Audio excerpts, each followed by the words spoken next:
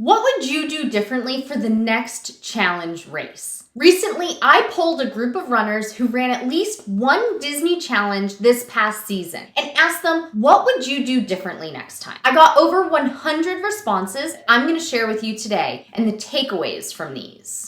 When I first asked this question, I expected to see answers mostly about strength exercise and training. I did not expect to see answers about sleep, going to parks, or items that they would bring. 40% of runners say they needed to do this next time they run a challenge. The top responses included training more. It's a common theme in the thread that many challengers did not train enough or at all. I'm super injury and risk averse, so I train and follow the plan almost to a T, with a little room for variation. So seeing that so many people commented on how much they trained, it was shocking for me. 44 responses included the word train in their answer. That's about 40% of all responses. This is the second most common thing runners would do next time they run a challenge. I thought this one was going to be the top answer, but it came in second, and not even a close second. Strength training was part of 9 responses. Some runners felt that they should have added strength training to their regimen, and others thought they needed more of it. These two things were a tie for third place of what runners would do next time they run a challenge. The third place most common thing runners would do the next time they ran a Disney challenge was a tie with 7 answers each. Mentioning these things they would do differently. Runners said they would run back-to-back days and hydrate as the third most common things to do differently. For running back-to-back days, some said they would start it sooner, others said they hadn't done it at all. For hydration, some runners said they would start hydrating the week or 2 before, and others said they needed to start hydrating sooner in the race itself. Other things runners mentioned: getting to bed early and sleeping more, providing a proof of time, stretching more, pacing better, not getting sick or injured. They don't really have control over that, right? Some said they wouldn't do it again. Others said that they would do shorter challenges, the 2 days versus 4 days. Others said tune out the negative comments about getting swept and the balloon ladies. Buy proper equipment like the right shoes, right socks, get fitted. Others said using moleskin for blisters. This one, many runners said. They said they would use moleskin after a blister, and I'm gonna make a correction. Moleskin is best used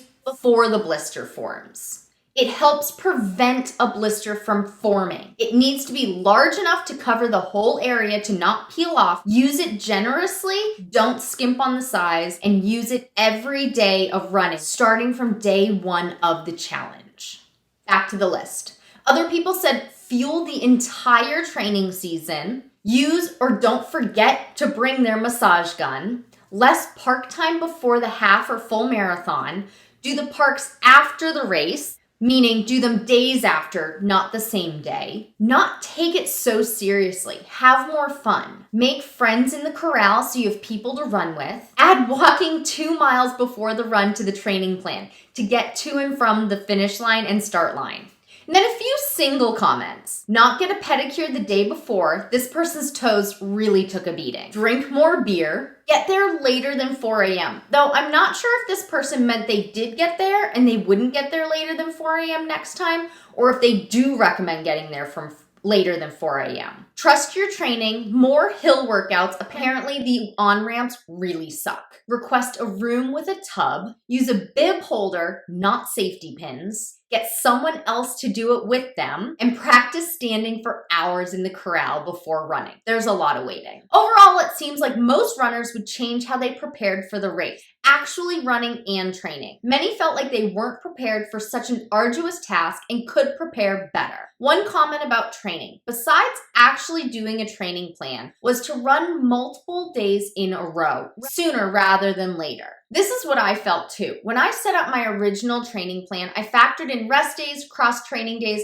run days, and progressively adding miles to not overdo it to get to my 10 miles. But I didn't realize until partway through my training plan, I hadn't factored in multiple days in a row. Every race I'd done before was a single race, and they encouraged resting the day before the weekly long run. So that's what I was used to, and that's where my brain went when I planned the program. Once I recognized that, I started incorporating multiple days running in a row, but it wasn't soon enough and it was challenging. No pun pun intended, to complete all 3 days of the Springtime Surprise Challenge that I ran. And it seems like many other runners felt the same way. Let me know, if you ran a Disney challenge, what would you do differently to prepare for the next one? Let me know in the comments.